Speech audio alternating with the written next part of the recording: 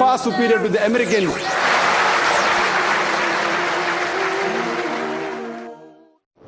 Alhamdulillah, wassalatu wassalam ala rasulillah wa ala alihi wa sahbihi ajmain. Amma ba'd. A'udhu billahi minash shaitanir rajim. Bismillahir rahmanir rahim. Wa man ahsanu qawlan mimman da'a ila Allahi wa amila salihan qala innani minal muslimin.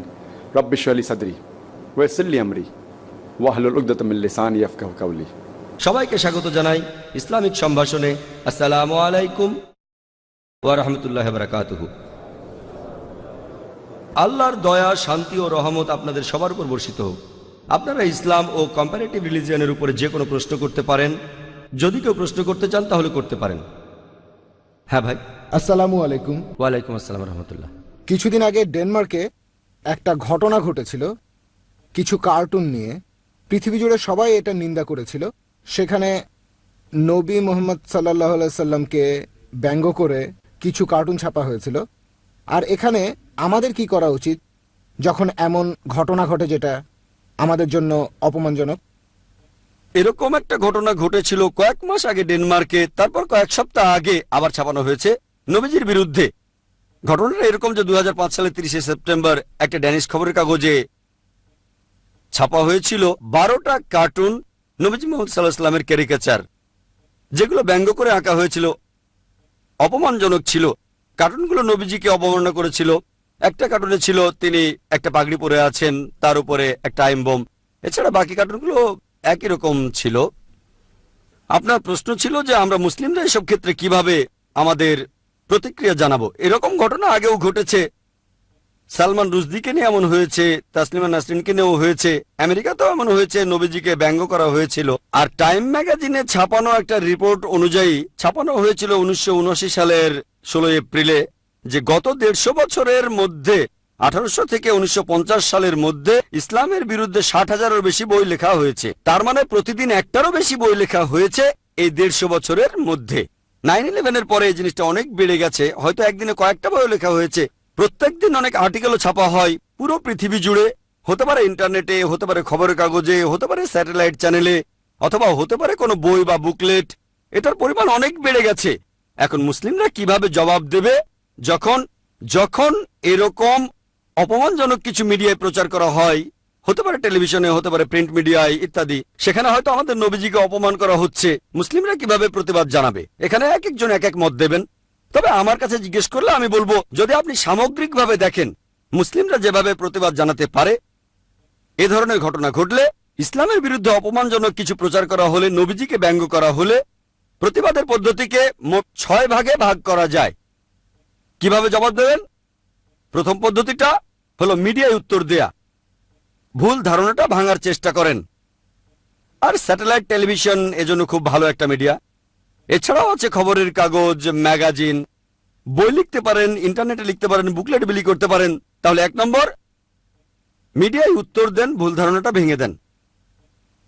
পৃথিবীর যে কোনো দেশে এই ঘটনা ঘটুক, হোক সেটা কোনো মুসলিম দেশ বা অমুসলিম দেশ, ইসলামকে ব্যঙ্গ করা হলে, নবীজিকে ব্যঙ্গ করা হলে, সেটা পৃথিবীর যেখানেই ঘটুক, যে কোনো মুসলিম এটার প্রতিবাদ করতে পারবে, হোক সেটা কোনো মুসলিম দেশ বা অমুসলিম দেশ। তাহলে প্রথম নিয়মে পৃথিবীর যে কোনো জায়গায় প্রতিবাদ জানাতে পারেন। ইসলাম বা নবীজিকে ব্যঙ্গ করার ঘটনা যেখানেই ঘটুক, হোক সেটা মুসলিম বা অমুসলিম দেশ। প্রথমটা হলো মিডিয়া। 2 নম্বর, শান্তিপূর্ণভাবে প্রতিবাদ জানানো। সেটাও হতে পারে সভা সমাবেশ, অথবা সে দেশের কর্তৃপক্ষকে জানানো যে এরকম ঘটনা ঘটেছে। যেমন ডেনমার্কে শান্তিপূর্ণ প্রতিবাদ মিছিল বের করা হয়েছিল, ডেনমার্কের প্রধানমন্ত্রীকে এটা জানানো হয়েছিল ইত্যাদি। শান্তিপূর্ণ সভা থাকতে পারে, কয়েকশো মানুষ, কয়েক হাজার বা কয়েক লাখ, এরকম শান্তিপূর্ণভাবে। এটা যে কোনো মুসলিম করতে পারে পৃথিবীর যে কোনো জায়গায়। তৃতীয় যে পদ্ধতিতে এখানে প্রতিবাদ জানাতে পারেন, সেটা হতে পারে লিগ্যাল অ্যাকশন, কোর্টে কেস করা। যদি আপনি অভিযুক্তকে এভাবে কোর্টে হাজির করতে পারেন, কেস করেন, এভাবেও আপনি সেখানে প্রতিবাদ জানাতে পারেন। যেমন ধরেন আমেরিকাতে একটা অর্গানাইজেশন আছে, নাম কেয়ার, CIR। এটা ভালো মুসলিম অর্গানাইজেশন, ইসলামের প্রচার চালায়। এখানে একটা উদাহরণ দেই। হয়তো আপনারা নাইক কোম্পানির নাম শুনেছেন, অনেকে বলে নাইকি, NIKE। এই কোম্পানি খেলাধুলার সামগ্রী বানায়, টি শার্ট, জুতা ইত্যাদি। তারা একবার একটা জুতা বানালো যার পেছনে আরবির মতো কিছু লেখা, মনে হতে পারে আল্লাহ। জুতার পেছনের দিকে যদি পেছন থেকে দেখেন মনে হবে আল্লাহ লেখা। লেখাটা জুতার পেছনে, আর এটা অপমানজনক। তখন কি হলো, কেয়ার একটা কেস করে দিল।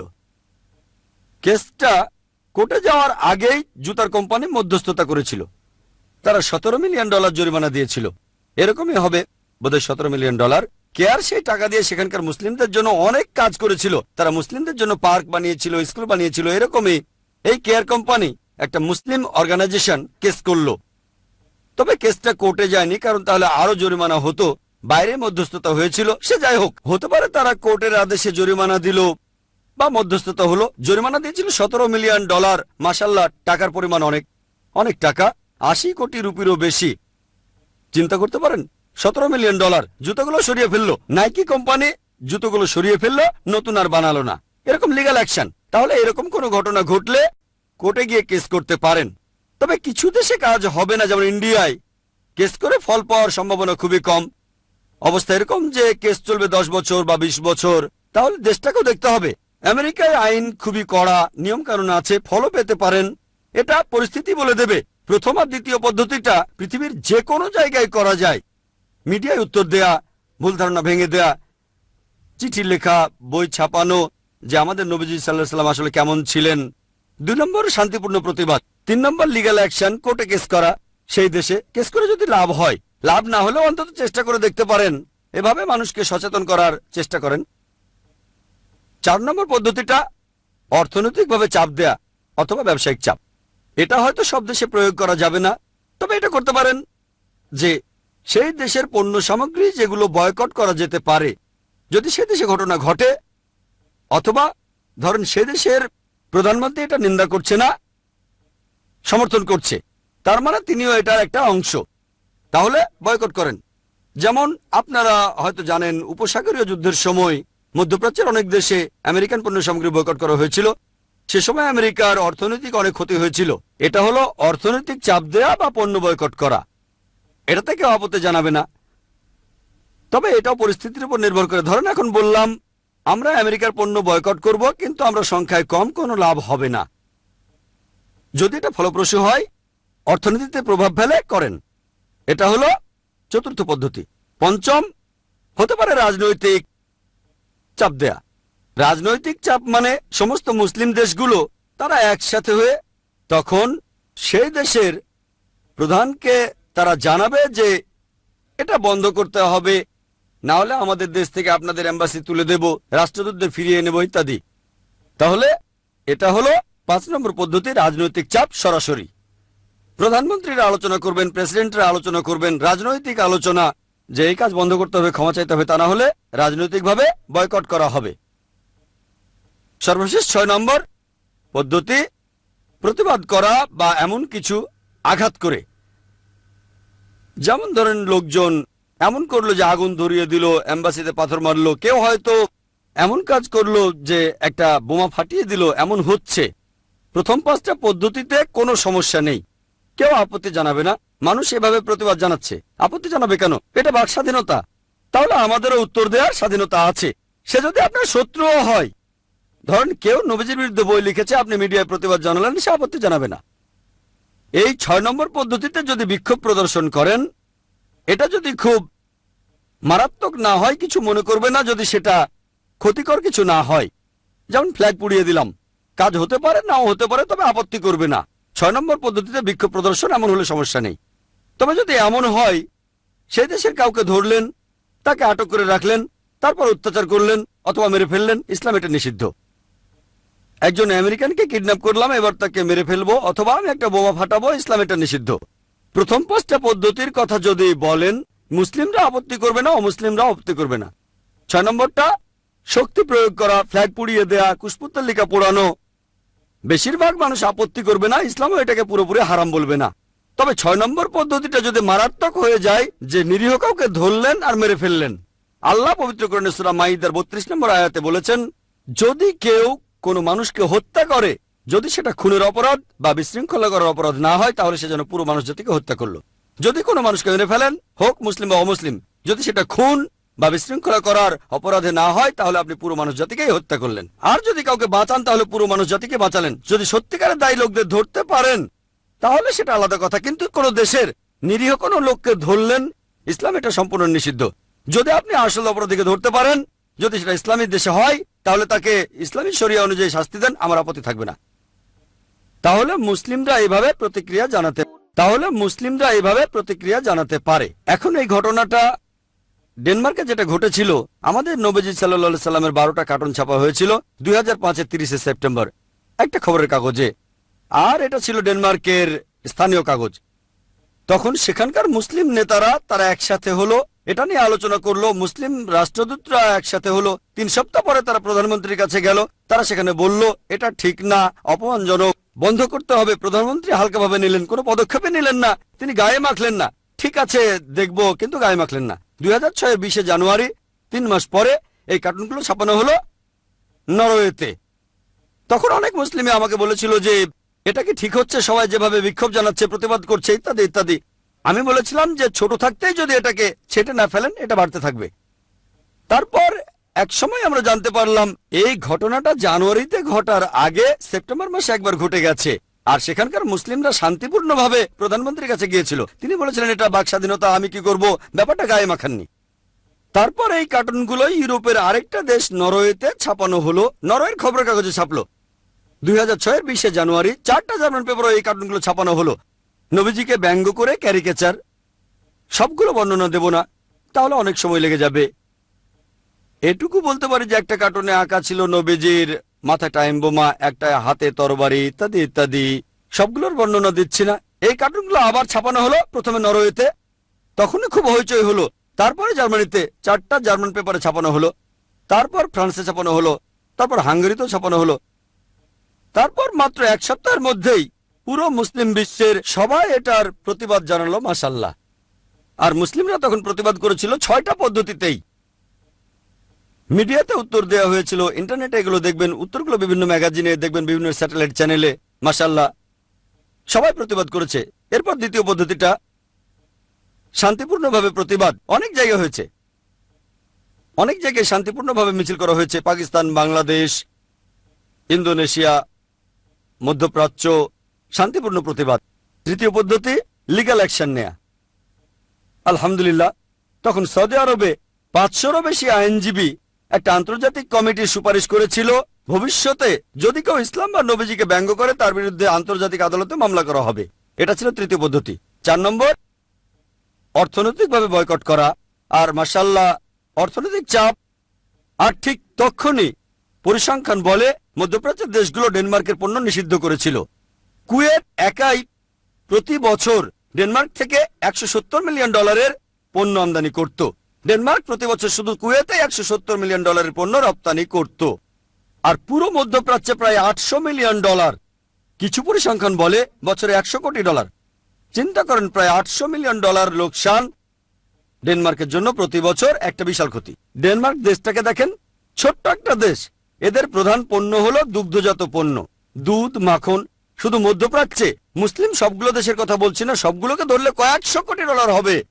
মধ্যপ্রাচ্যে কি হলো, সেখানে বিভিন্ন সুপারমার্কেটে দেখা গেল সেই মার্কেটের যারা মালিক তারা তখনই বলল ডেনমার্কের দুগ্ধজাত পণ্য নিষিদ্ধ।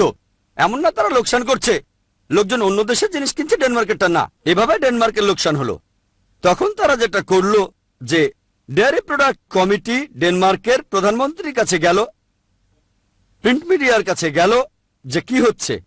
প্রিন্ট মিডিয়া তখন ক্ষমা চাইল। এখন অনেকদিন চলে গেছে, দেখবেন যে তারা ক্ষমা চেয়েছিল সেটা মূলত অর্থনৈতিক চাপের কারণে। ইংরেজি আর আরবিতে পরিষ্কার ক্ষমা চেয়েছে, কিন্তু ডেনমার্কের খবরের কাগজে একটু অন্যভাবে লেখা হলো, সেটা ছিল ড্যানিশ ভাষায়। সেখানে প্রধানমন্ত্রীর ক্ষমা চাওয়াটা ছিল গা ছাড়া টাইপের। সেই নিউজ পেপারের চিফ এডিটর বলল, যেটা ছাপিয়েছি সেটা ডেনমার্কের আইনের বিরুদ্ধে না, তবে যেহেতু পৃথিবীর মুসলিমরা এটাতে আহত হয়েছে তাই ক্ষমা চাচ্ছি। তার মানে তারা ক্ষমা চাচ্ছে, কিন্তু শর্ত আছে। ডেনমার্কের আইন অনুযায়ী এটা কোনো অপরাধ না। আমরা ডেনমার্কের কোনো প্রচলিত আইন ভাঙিনি, তবে যেহেতু এই ঘটনায় পৃথিবী জুড়ে মুসলিমরা আহত হয়েছে, আমরা সেজন্য দুঃখিত। যেমন ধরেন কোন ধর্মে ধর্ষণের অনুমতি আছে, আমি কারো বোনকে ধর্ষণ করে বললাম, দেখেন আমার ধর্মে এটার অনুমতি আছে, তবে আপনি কষ্ট পেলে আমি দুঃখিত। বলতে পারেন না আমার দেশে চলে, কিছু খারাপ হলে তা সবার জন্য খারাপ, সেটা কোনো ধর্মে থাকুক বা না থাকুক, সে দেশের আইন থাকুক বা না থাকুক। ধরেন কেউ বললো আমার ধর্মে ধর্ষণের অনুমতি আছে, আমি আপনার মা বোন স্ত্রীকে ধর্ষণ করলাম, আপনার খারাপ লাগলে আমি দুঃখিত। এটা কি লজিক্যাল? না। যেটা খারাপ সবার জন্যই খারাপ। হারাম বলা হলো সেটা সবার জন্যই হারাম, অথবা বেশিরভাগের জন্য সেটা তাহলে হারাম। অল্প লোকের জন্য খারাপ হলে হারাম না, যেমন যাদের ডায়াবেটিস আছে তাদের জন্য চিনি খাওয়া ঠিক না, এটা সবার জন্য হারাম না, শুধু রোগীদের জন্য হারাম। আর এখানে ক্ষমা চাওয়া হলো দায় সারাভাবে। তবে ডেনমার্কে এটা নিয়ে বিশাল হট্টগোল হয়েছিল। দেখবেন যে এই $800 মিলিয়ন আমেরিকার জন্য কিছুই না, তাহলে ডেনমার্কের জায়গায় আমেরিকা হলে তেমন কিছু হতো না। তবে এমন ঘটেছিল, গত বছরের সব আমেরিকান পণ্য নিষিদ্ধ করা হয়েছিল, বিশাল লোকসান হয়েছিল, কয়েকশো কোটি ডলার লস আমেরিকার জন্য অনেক। তাই এভাবে বয়কট করলে দেশটা যদি বড় হয় আর লোকসানটা ছোট, হয়তো খুব একটা কাজ হবে না। তবে এই $800 মিলিয়ন ডেনমার্কের জন্য অনেক টাকা, আমেরিকার জন্য হয়তো অনেক না। তাহলে যদি আপনারা এভাবে অর্থনৈতিক চাপ দিতে চান, বয়কট করতে চান, যেমন ধরুন এখন আমি বললাম আসুন আমরা ইন্ডিয়ায় ডেনমার্কের পণ্য বয়কট করি, এতে ডেনমার্কের কিছুই হবে না, তাদের অর্থনীতির উপরে এই কারণে কোন রকম প্রভাবই পড়বে না। যদিও ইন্ডিয়া একটা বড় দেশ, 100 কোটি মানুষের মধ্যে মুসলিম প্রায় 16-17 কোটিরও বেশি হবে, তবে ইন্ডিয়া ডেনমার্ক থেকে বেশি পণ্য আমদানি করে না। কিন্তু মধ্যপ্রাচ্যের দেশগুলো ডেনমার্কের বেশিরভাগ রপ্তানি মধ্যপ্রাচ্যে, এটা পরিস্থিতির উপর নির্ভর করে। এই পদ্ধতিতে ভালো কাজ হয়েছে, তখনই প্রতিক্রিয়া পাওয়া গেছে, তারা ক্ষমা চেয়েছে।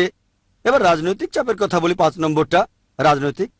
অনেক মুসলিম দেশ তখন প্রতিবাদ করেছিল। মুসলিম রাষ্ট্রদূতরা 20 অক্টোবর গিয়েছিল প্রধানমন্ত্রীর কাছে আর বলেছিল এই কাজটা ঠিক হচ্ছে না, কিন্তু এতে কোনো কাজ হলো না। তখন কি হলো, সৌদি আরব ডেনমার্ক থেকে তাদের রাষ্ট্রদূতকে ফিরিয়ে আনলো। ডেনমার্কে তাদের রাষ্ট্রদূতকে জানানো হলো আপনি চলে আসেন এক্ষুনি। অনেক মুসলিম দেশ বলল যে তাদের দেশে ডেনমার্কের এম্বাসি দরকার নেই। এটাই হলো রাজনৈতিক চাপ। এখন তারা ক্ষমা চাচ্ছে, বলছে দুঃখিত। আলহামদুলিল্লাহ সুম্মা আলহামদুলিল্লাহ, পুরো পৃথিবী জুড়ে বিভিন্ন জায়গায় মুসলিমরা সবাই মিলে প্রতিবাদ করেছিল। শেষ পদ্ধতিটা হচ্ছে ভায়োলেন্স। এটা বিভিন্ন দেশে হয়েছে, যেমন ইন্দোনেশিয়া, তারা ডেনমার্কের এম্বাসিতে চড়াও হয়েছিল, সেখানে ভাঙচুরও করেছিল, পচা ডিম আর টমেটো ছুঁড়ে মেরেছিল। ইরাকে ডেনমার্কের ফ্ল্যাগ পায়ের নিচে ফেলে পাড়ানো হয়েছিল, পুড়িয়েও ফেলেছিল। এ পর্যন্ত ভালো, ঠিক আছে। তবে কিছু জায়গায় যেমন প্যালেস্টাইনে এক জার্মান নাগরিককে ড্যানিশ ভেবে তারা কিডন্যাপ করেছিল, মৃত্যুর হুমকিও দিয়েছিল। পরে লোকটার পরিচয় জানতে পেরে প্যালেস্টাইন পুলিশের হাতে তুলে দিয়েছিল। এছাড়াও লন্ডনে তখন ব্যানার লাগানো হয়েছিল যে এটা যদি বন্ধ না করেন লন্ডনে আবার 7/7 মতো ঘটনা ঘটবে, তার মানে আবার আত্মঘাতী বোমা হামলা হবে। আর আমি বলবো ইসলামে এসব কাজের কোনো অনুমতি নেই। এটা হলো 6 নম্বর পদ্ধতি। অন্য 5টা পদ্ধতি আলহামদুলিল্লাহ, তবে শেষেরটা ফ্ল্যাগ পুড়িয়ে দেওয়া, কেউ বলবে হ্যাঁ, কেউ বলবেন না, পুরোপুরি হারাম বলতে পারবে না, তবে নিরীহ মানুষ মারা হারাম ইসলামে। এখানে দেখবেন অন্তত একটা জিনিস ভালো হয়েছে, যে আমেরিকায় এটা ছাপানো হয়নি। ইংল্যান্ডের সরকার সে সময় ডেনমার্কের বিরুদ্ধে কথা বলেছে, অন্যান্য সব ইউরোপিয়ান দেশ বেশিরভাগই ডেনমার্ককে সমর্থন করেছে যে এটা বাক স্বাধীনতা। কিন্তু জ্যাক স্ট্র ফরেন মিনিস্টার ইংল্যান্ডের বলেছিলেন বাক স্বাধীনতা থাকবে, তার মানে এই না কোনো ধর্মকে আক্রমণ করবেন অথবা নিন্দা করবেন। আমেরিকাও একই কাজ করেছে, আমেরিকা নিন্দা করেছে। কারণ এমনও হতে পারে অতীতে আমেরিকা আর ইংল্যান্ডে যেসব ঘটনা ঘটেছিল তারা আগের চেয়ে বুদ্ধিমান হয়েছে। আমি আগের কাজগুলো সমর্থন করছি না, তবে তারা বুঝেছে এইসব ক্যারিকাচারের কারণে কোটি কোটি ডলার লোকসান হচ্ছে। বিবিসিও নিন্দা করেছে। এইসব লোকজন বিশেষ করে আমেরিকায় আর ইংল্যান্ডে তারা ডেনমার্কের এই কাজটা প্রতিবাদ করেছিল, তারা মুসলিমদের পক্ষে বলেছিল। কিন্তু অন্য ইউরোপিয়ান দেশগুলো, জার্মানি, ইটালি, তারা বলল এটা বাক স্বাধীনতা, এতে সমস্যা কোথায়? কার্টুনটা ফ্রান্সে ছাপা হয়েছিল। ফ্রান্সের সেই খবরের কাগজের চিফ এডিটরকে চাকরি থেকে বরখাস্ত করা হয়েছিল। ফ্রান্সের ভূমিকাটা ছিল নিরপেক্ষ। জর্ডানও কার্টুনটা ছাপা হয়েছিল, এক মুসলিম লোক, তার মতে সে মুসলিমদের এটা জানাতে চেয়েছিল, সেও বরখাস্ত হয়েছিল। এখানে আমরা এভাবে প্রতিবাদ করব যাতে ইসলাম সম্পর্কে ভুল ধারণাগুলো ভাঙতে পারি। এখন যদি আমরা ভায়োলেন্সের পথে এগিয়ে যাই, নিরীহ মানুষ মারি, তাহলে ইসলাম ধর্মেরই বদনাম হবে। তাহলে আপনি যদি সব দিক বিবেচনা করে এভাবে উত্তর দেন, ইনশাল্লাহ ইনশাল্লাহ আল্লাহ পাশে থাকবেন, আর আমরাও তাহলে ভুল ধারণাগুলো ভেঙে দিতে পারবো আর ইসলামের প্রচার করতে পারবো। আশা করি উত্তরটা পেয়েছেন। হ্যাঁ ভাই। একবার একটা জুতোর মডেলে আরবি আয়াত বিসমিল্লাহির রহমানুর রহিম লেখা হলো, মুসলিমরা সবাই স্ট্রাইক করলো, এসব ঘটনা এখনো ঘটছে, সবাই আমাদের সাথে খেলছে। প্রথম প্রশ্ন। দ্বিতীয়টা হলো, এভাবে স্ট্রাইক করা বা হরতাল ডাকা ইসলামের ব্যাপারে কি বলে?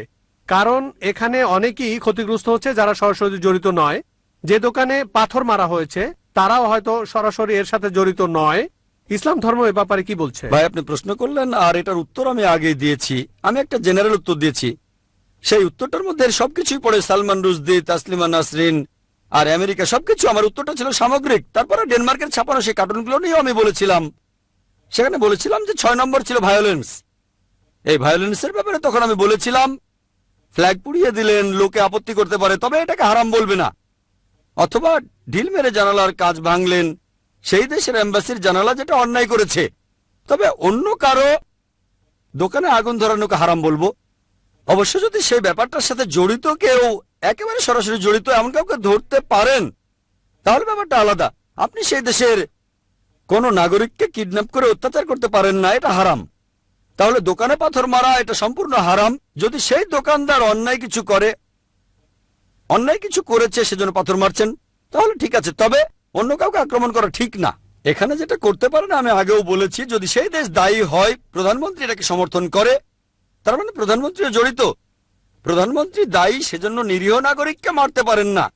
খুব বেশি হলে ফ্ল্যাগ পোড়ানো, আমি বলছি না যে এটাও ঠিক, তবে ভায়োলেন্সটা যদি হয়, ফ্ল্যাগ পুড়িয়ে দেয়া, এম্বাসিতে পচা ডিম ছুঁড়ে মারা, যদি ভায়োলেন্সটা এরকম হয়, সামান্য খুব একটা আপত্তি করবে না মানুষ। তবে চূড়ান্ত ভায়োলেন্সে নিরীহ মানুষ মারা, অত্যাচার করা, অথবা বাড়িঘর পুড়িয়ে দেয়া, অথবা দোকান পুড়িয়ে দেয়া, এগুলো হারাম ইসলামে। এমন করা আমার মতে সম্পূর্ণ ভুল। হ্যাঁ, আপনি মিডিয়ায় উত্তর দিতে পারেন, শান্তিপূর্ণভাবে প্রতিবাদ করেন, সমস্যা নেই। অর্থনৈতিক, আমি তাদের পণ্য কিনবো না, সেগুলো ব্যবহার করব না, ড্যানিশ পণ্য আমি কিনবো না, ভালো। কোর্টে কেস করেন, তাহলেও সমস্যা নেই। ভায়োলেন্স সামান্য হলে ঠিক আছে, না হলে না। একইভাবে দেখবেন এই ব্যাপারটা ইসলামের বদনাম করলে এগুলো থেকে বেছে নেন, সমস্যা নেই, তবে ভায়োলেন্স না। আশা করি উত্তরটা পেয়েছেন। ওয়া আখিরু দাওয়ানা আলহামদুলিল্লাহি রাব্বিল আলামিন।